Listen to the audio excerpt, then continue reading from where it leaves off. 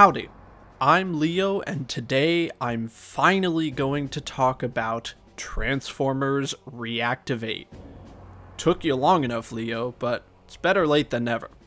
Now, keep in mind that everything I'm about to talk about is based on information from the past couple years of development.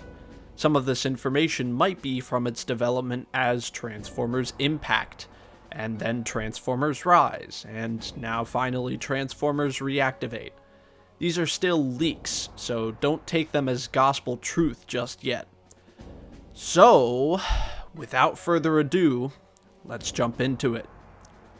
Transformers Reactivate is going to be a free-to-play live service with up to 4-player co-op developed by Splash Damage.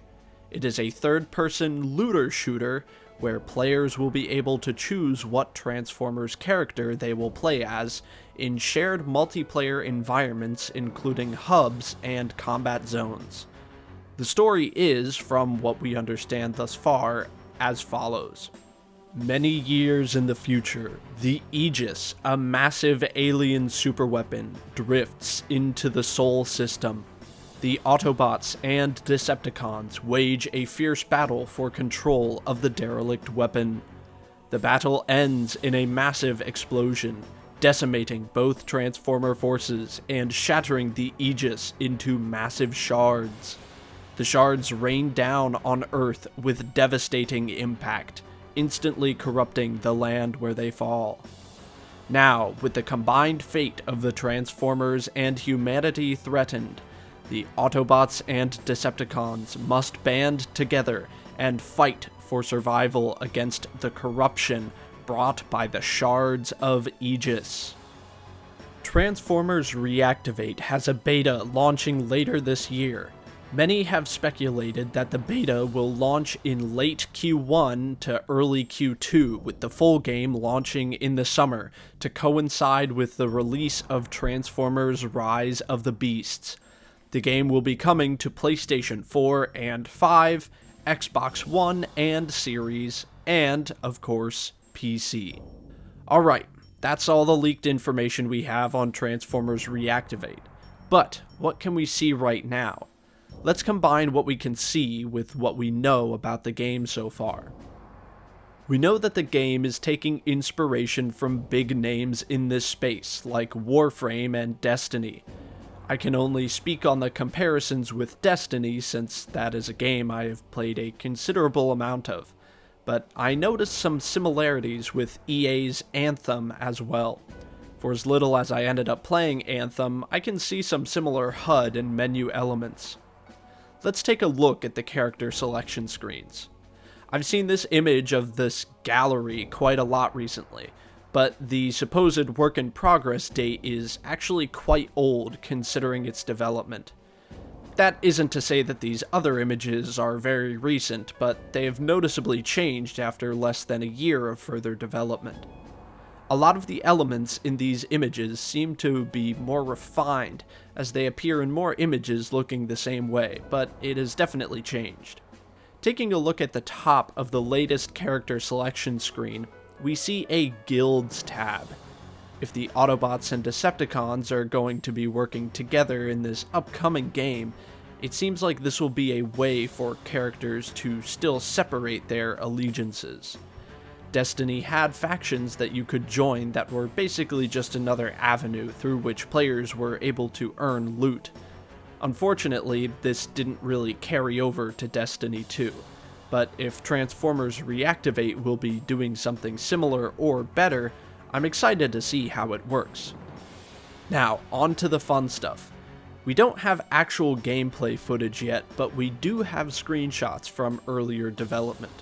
Starting with this first image, which appears to be a pretty early build. I think the layout of the elements is pretty good. The HUD is reasonably concise and doesn't seek to improve upon a design that already works for a couple games in the space. Obviously, the graphics don't look the best, but the game is being built in Unreal Engine 4. I'm not a game developer, but I find it interesting that they haven't been able to move development to Unreal Engine 5. Let's take a look at the next screenshot. The HUD elements definitely look more refined. If overheating is going to be a core gameplay mechanic, I'm glad they moved the bar closer to the reticle. One thing I find interesting is that they tell you, numerically, how much health you have left. The only reason I would think to justify this is if health doesn't regenerate and needs to be recovered from energon pickups or something similar. The abilities and enemy health bars are very Destiny 2-esque, and the squad member info is similar to Anthem. The HUD elements in the corners curving slightly inward toward the middle of the screen is also similar to Destiny and Warframe. Overall, I really like this HUD, and if it's representative of the final game, I will have no complaints. Finally, let's talk about concerns. The concerns I have aren't deal breakers, but I'll be cautiously optimistic for the game's beta to see how things turn out. First up, free to play. This is a strange choice. I'm not entirely sure why they're going with this, but I imagine it will mean a paid version of a battle pass. Wow, I sure do love battle passes, and I'm glad my favorite franchise is getting one. Additionally, it looks like characters will be unlocked by paying for them with in-game currency. As long as that will be the only way to unlock the characters, I'm cool with it. I would hate to see this game go the way of Star Wars Battlefront. My second concern is in regard to the story. This is a pretty big departure from the traditional Transformers storyline. I'm not sure we've seen anything like this in mainstream media, so I'm curious to see what creative direction they take this in. When leaks revealed that Unicron was possibly going to be a main villain, I was really excited. It would give the Autobots and Decepticons a reason to work together against a villain already established in the universe. However, this doesn't seem like it will be the case. Again, I'm cautiously optimistic about the game. Then again, beggars can't be choosers, so I'll take what I can get. I hope you've enjoyed this update video on Transformers Reactivate. If you'd like to share your thoughts or concerns with this upcoming game, leave a comment down below. And as always, I'm Leo, reminding you that the Transformers Reactivate beta is just a couple months away. See you next time.